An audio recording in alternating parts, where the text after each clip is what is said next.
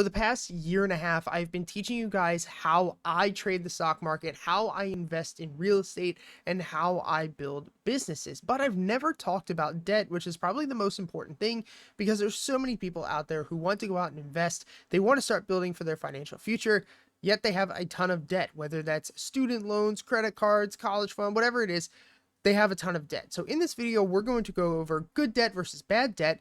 We're going to also go over how to pay off your debt and exactly which order you should do, because it does have a huge implication, not only financially, but mentally, how you feel. And that is one of the most important things when it comes to life in general. So let's talk about debt.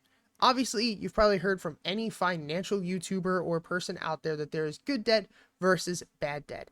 Now, some examples of bad debt would be something like a student loan. Now, yes, a student loan did help you get the career that you probably have right now, but student loans are really, really bad debt because you can never go away from it. And you can never just file bankruptcy. So, for instance, another bad debt would be something like a car loan or something like credit cards. These are all bad debt. Any consumer credit, any consumer debt that's not used to really make your life better is considered bad debt. But the reason student loan debt is one of the worst is you cannot forgive it. So if you go out, you file for bankruptcy, they'll forgive your car loan, they'll forgive your credit card loan, they'll forget another one is like a phone. I see so many people who have way too nice of phones than they really need. They'll forgive your phone loan, and then they'll ruin your credit for 10 years, but you can never get rid of your student loans.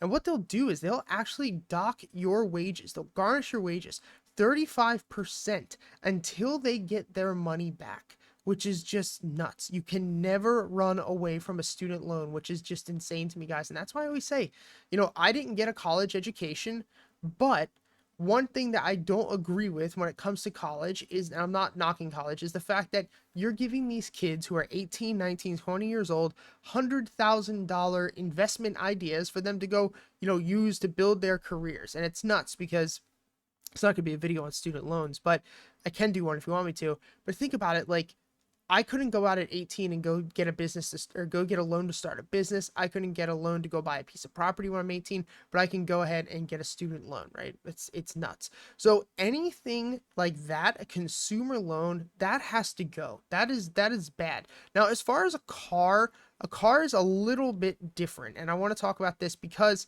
obviously if you have a rate that's low, it might not be worth paying off the car. So let's say that you have credit cards, just get rid of credit cards entirely. I'm not saying close out your accounts, but don't ever carry a balance on them because even the low ones are something like an 11%. I see some with like 22%.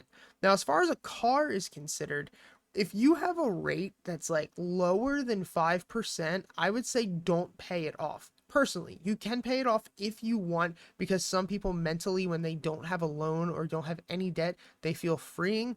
But if you know that you can easily get more than 5% per year on any investment, I would do that. So for instance, like I just purchased a car and my car payment is $563 per month and my rate is 2.99%. Now, I know that I can very easily make at least a 25% return per year in the market, but I average around 53 to 55% returns per year. So why would I pay extra into that car loan personally if I know I can get way more than a 3% return per year, right? Like, just doesn't make sense.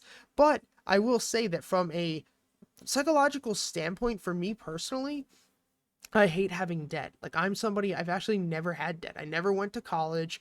I lied. I dropped out twice. I went for like 2 semesters, but I paid out of pocket. I've never had a car loan up until like 2 weeks ago. I've just owned all the cars I've had outright. And to be quite honest, I really am not happy that I have a car loan. But if I were you guys, or if I were to have gone and done this again, I just would have bought like a $5,000 beater car. And that just goes to show you psychologically how much I hate having debt, because my car payment is $565 a month. I get paid 20 to 30 times that every single month. So it's not like it's an issue for me. I just don't like having debt over my shoulder. Now, what is some good debt?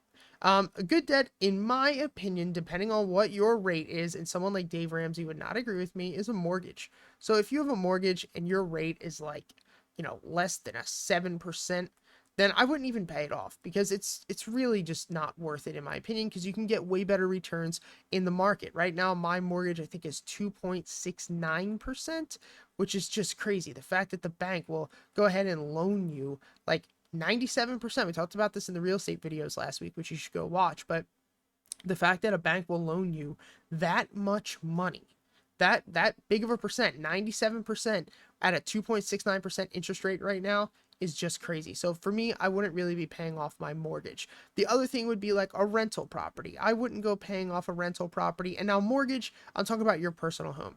If you have a rental property that is cash flowing, so this is constantly making you money every single month, and your rate, like I said, is sub 7%, I wouldn't really pay it off personally. I wouldn't. If it makes you feel better, then that's great. But for me, I wouldn't really care to pay anything like this off. But at the end of the day, this is really like the only good type of debt that there is out there. I really wouldn't do that. I wouldn't really focus on paying any of these mortgages or rental properties down. The biggest thing, guys, is, I harp about this a lot, but just live below your means. Like, as somebody who is doing much better than I ever thought I ever could in my life, to be quite honest.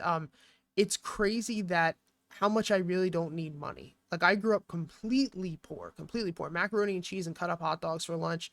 I dropped out of high school twice. I never finished. I dropped out of college twice, and I never went to school.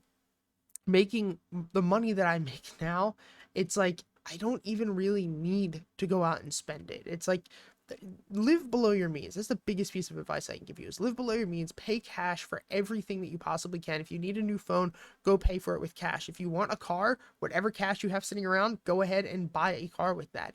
We'll talk about some steps to actually like save money and invest money probably next week or something like that.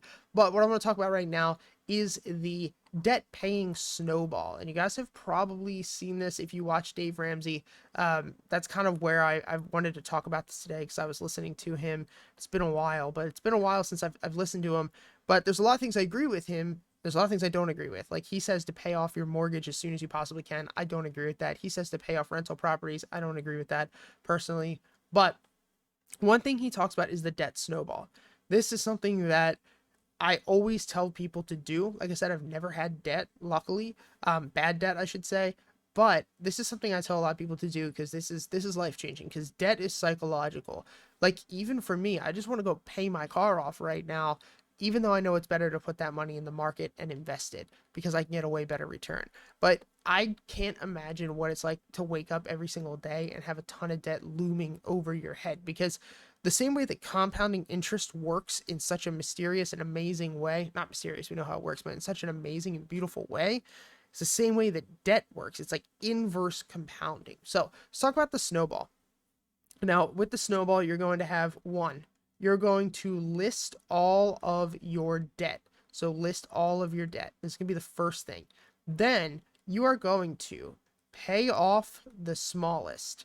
Now, this is where I sort of agree and disagree. For me, I would pay off instantly anything with an APR of like above 7, like above 7%. So if you have like credit card debt, like it's 15, 16, 20%, get rid of it. If you have a car, I know way too many friends who have cars with interest rates of like 16, 17, 18%. By the end of that car, you're buying it 2 or 3 times. So for me, I would really focus on anything, as long as it's nothing crazy, above 7%.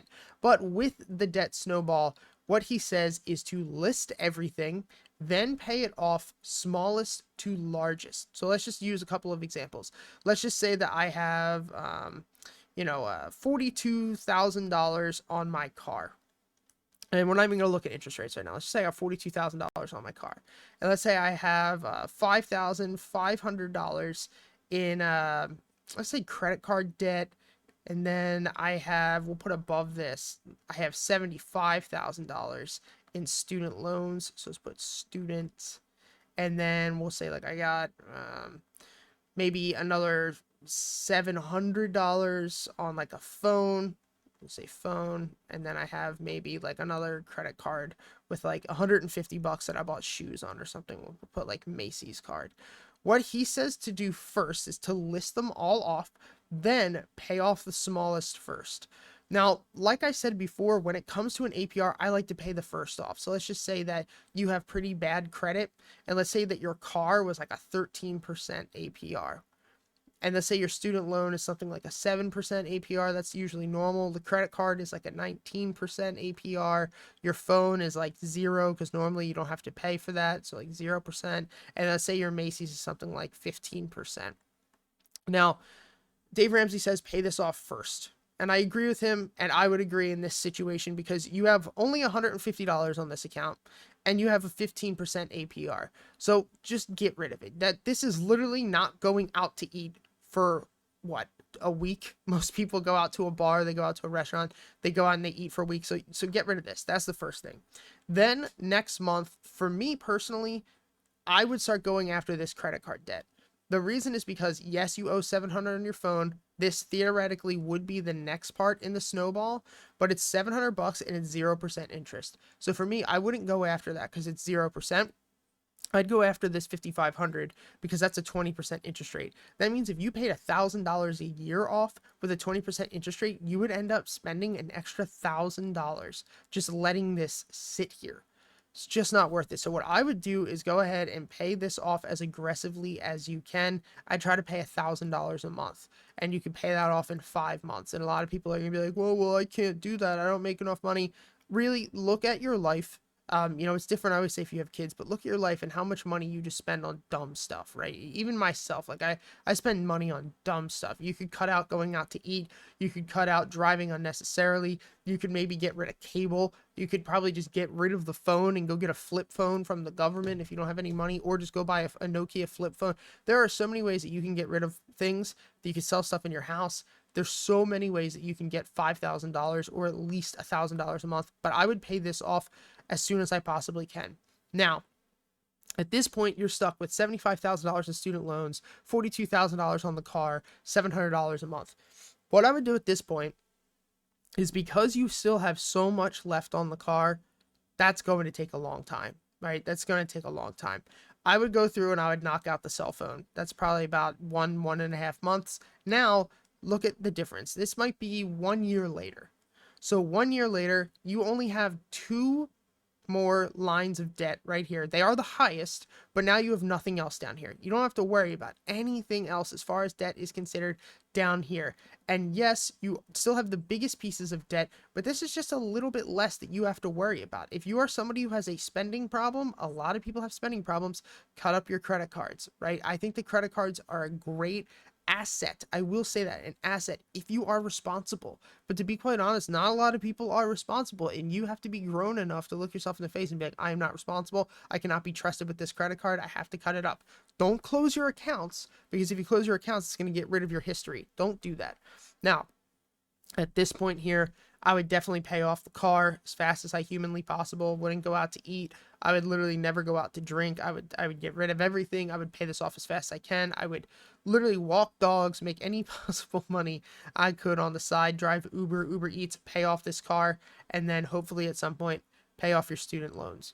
Then from there, this might take 3-4 years, but here's the thing. The time is going to pass no matter what. It really is. It's going to pass no matter what. You have to understand that. So then at that point, that is when you could start looking to, change career paths. Now you don't have any debt. And then at that moment, you can start saving, $500 a month, maybe $1,000 a month. And then from that point, this is where you can start to build some serious freaking wealth. Now, I'm going to do a video on the 7 baby steps that Dave Ramsey talks about to actually grow wealth. And what I want to do in that video is not only go over his, but I'm going to give you guys my steps for building wealth and what I think about his steps. Because the one difference between me and Dave Ramsey is he likes mutual funds. He likes small gains. I like to be a little bit more active and a little bit more risky. But I'm going to give you guys a couple of options on what specifically I would do. So hit the like button, subscribe to this channel, go ahead and check it out. If you guys don't know by now, my name is Pete DiCarlo. I am the president of Capitalist Academy. We're going to do $330,000 in revenue this year. Go ahead and check out our free Discord. I do have a public Discord down below you guys can join. Post a lot of my investments and my trades there. Guys, thank you for all the support. Hit the like button, subscribe, and I'll see you guys next time. Peace.